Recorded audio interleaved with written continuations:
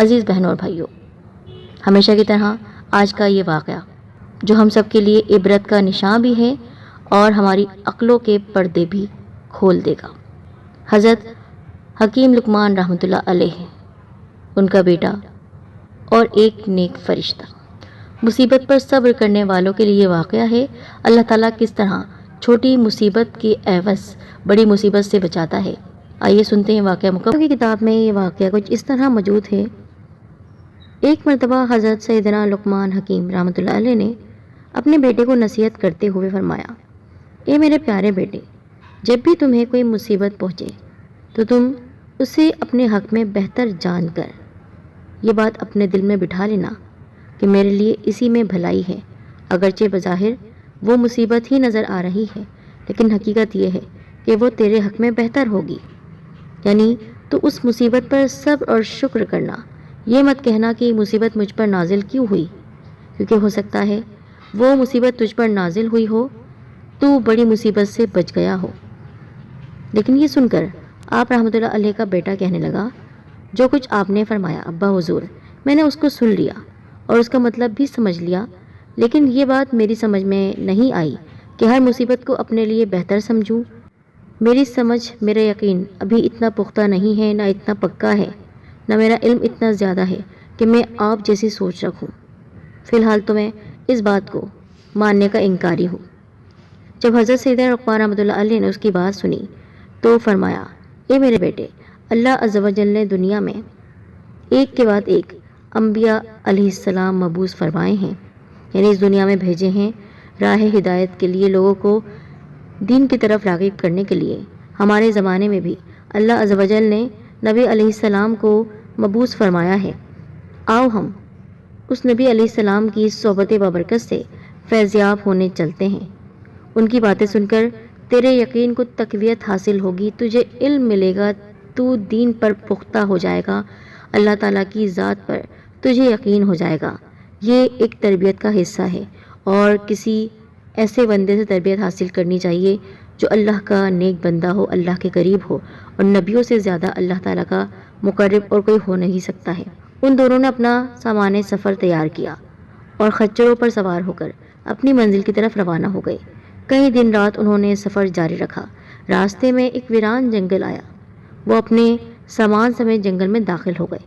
پھر دوپہر کا وقت ہو گیا اور گرمی اپنے زوروں پر تھی، گرم ہوائیں چل رہی تھی جو برداشت سے باہر تھی۔ اب اس حالت میں ایک مشکل اور پیش آئی کہ پانی اور کھانا بھی ختم ہو گیا اور خچر بھی تھک چکے تھے۔ پیاس کی شدت سے وہ بھی ہانپنے لگے۔ یہ دیکھ کر حضرت لقمان رحمۃ اللہ علیہ اور آپ کا بیٹا خچروں سے نیچے اتر آئے اور پیدل ہی چلنے لگے کہ ان کو اور تکلیف نہ دی جائے، ہم پیدل چل لیتے ہیں۔ لیکن حالت بہت خراب تھی۔ چلتے چلتے حضرت لقمان رحمۃ اللہ علیہ کو بہت دور ایک سایہ اور دھواں سا نظر آیا۔ آپ رحمۃ اللہ علیہ نے گمان کیا کہ وہاں شاید کوئی آدمی ہے اور یہ کسی درخت وغیرہ کا سایہ ہے۔ چنانچہ آپ رحمۃ اللہ علیہ اسی طرف چلنے لگے۔ راستے میں آپ کے بیٹے کو ٹھوکر لگی، زبردست ٹھوکر لگی، اور اس کے پاؤں میں ایک ہڈی جو اس جنگل میں پڑی ہوئی تھی کسی جانور کی، وہ اس طرح گھسی کہ پاؤں کے تلوے سے پار ہو کر باہر نکل گئی۔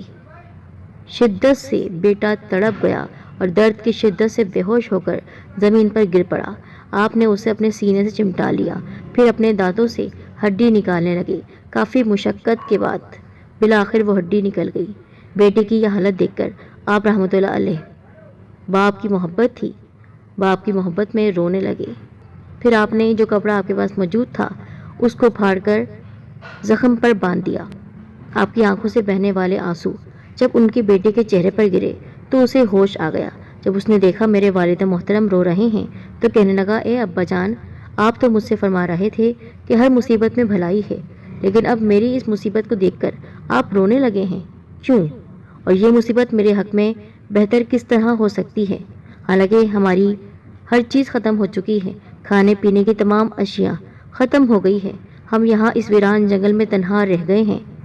اگر مجھے یہیں چھوڑ کر آپ چلے جائیں گے تو آپ کو میری مصیبت کی وجہ سے بہت رنج اور غم لاحق رہے گا، اور اگر آپ مجھے یہیں میرے ساتھ لے کر بیٹھے رہیں گے تو ہم دونوں یہاں اس ویرانے میں بھوکے پیاسے مر جائیں گے۔ اب آپ مجھے بتائیے اس مصیبت میں کیا بہتری ہے میرے لیے کہ میں چل نہیں سکتا ہوں۔ بیٹی کی یہ باتیں سن کر آپ رحمۃ اللہ علیہ نے فرمایا، اے میرے پیارے بیٹے، میرا رونا اس وجہ سے تھا کہ میں ایک باپ ہوں، اور ہر باپ کو اپنی اولاد کے دکھ درد کی وجہ سے غم ہو جاتا ہے، غمگین ہو جاتا ہے۔ یہ ایک فطری عمل ہے کہ ماں باپ اپنی اولاد کا دکھ نہیں دیکھ سکتے ہیں۔ باقی رہی یہ بات کہ اس مصیبت میں تمہارے لیے کیا بھلائی ہو سکتی ہے، تو ہو سکتا ہے اس چھوٹی مصیبت میں تجھے مبتلا کر کے تجھ سے کوئی بہت بڑی مصیبت دور کر دی گئی ہو، اور یہ مصیبت اس مصیبت کے مقابلے میں چھوٹی ہو جو تجھ سے دور کر دی گئی ہو۔ آپ کا بیٹا یہ بات سن کر خاموش ہو گیا۔ پھر حضرت لقمان رحمۃ اللہ علیہ نے سامنے نظر کی تو اب وہاں نہ دھواں تھا اور نہ ہی سایہ وغیرہ۔ آپ کے دل میں یہ بات آئی، میں نے ابھی تو اس طرف دھواں اور سایہ دیکھا تھا، لیکن اب وہ کہاں غائب ہو گیا؟ ہو سکتا ہے ہمارے پروردگار نے ہماری مدد کے لیے کسی کو بھیجا ہو۔ ابھی آپ اسی سوچ بچار میں تھے کہ آپ کو دور کوئی ہستی گھوڑے پر سوار اپنی طرف آتی ہوئی نظر آئی۔ بڑی تیزی سے وہ بڑھ رہی تھی، لیکن آپ کے بالکل قریب وہ آ کر اچانک غائب ہو گئے۔ پھر فرمایا، آپ کے اس بیٹے نے آپ سے کیا کہا تھا؟ حضرت سیدنا لقمان رحمۃ اللہ علیہ نے فرمایا، اے اللہ عز و جل کے بندے، آپ کون ہیں؟ ہمیں صرف آپ کی آواز سنائی کیوں دے رہی ہے؟ آپ ہمیں نظر کیوں نہیں آ رہے اور اچانک کیسے غائب ہو گئے؟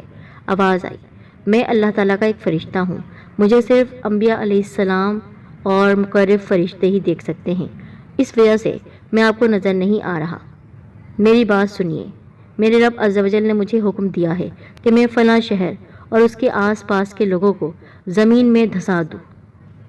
مجھے خبر دی گئی کہ آپ دونوں بھی اسی شہر کی طرف آ رہے ہو، تو میں نے اپنے پاک پروردگار سے دعا کی کہ وہ آپ کو اس شہر میں آنے سے روکے۔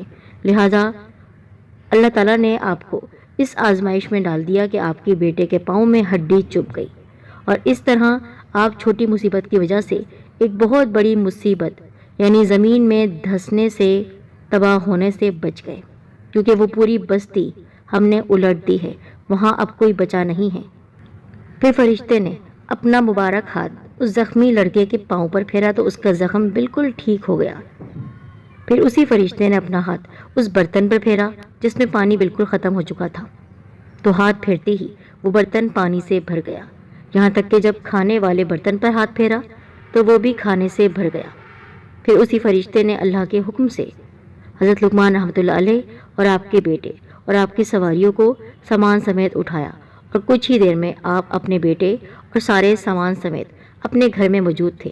حالانکہ آپ کے گھر سے اس جنگل کا فاصلہ کافی دور تھا۔ کافی دنوں بعد آپ وہاں پہنچے تھے۔ اللہ تعالیٰ نے آپ کو کیا نشانی دکھائی؟ آپ کے بیٹے کے ایمان میں پختگی کیسے آ گئی کہ بڑی مصیبت سے وہ بچ گیا؟ چھوٹی مصیبت اس کو ملی تھی، اگر اس کو وہ چوٹ نہیں لگتی اور اگر وہ بے ہوش نہیں ہوتا تو کیا وہ اس بستی میں جا کر بچ سکتا تھا؟ نہیں، وہاں پر عذاب نازل ہوا تھا۔ دعا کیجئے، اے ہمارے پاک پروردگار، ہم سے ہماری تمام مصیبتیں دور فرما دے، ہم پر آنے والی بلاؤں کو شہید کربلا امام حسین رضی اللہ تعالیٰ عنہ کے صدقے رد فرما دے، ہمیں اپنے فضل و کرم سے مصائب پر صبر کرنے کی توفیق عطا فرما اور بے صبری سے بچا۔ آج کا یہ واقعہ ہمیشہ کی طرح آپ کو پسند آیا ہوگا اور آنا بھی چاہیے۔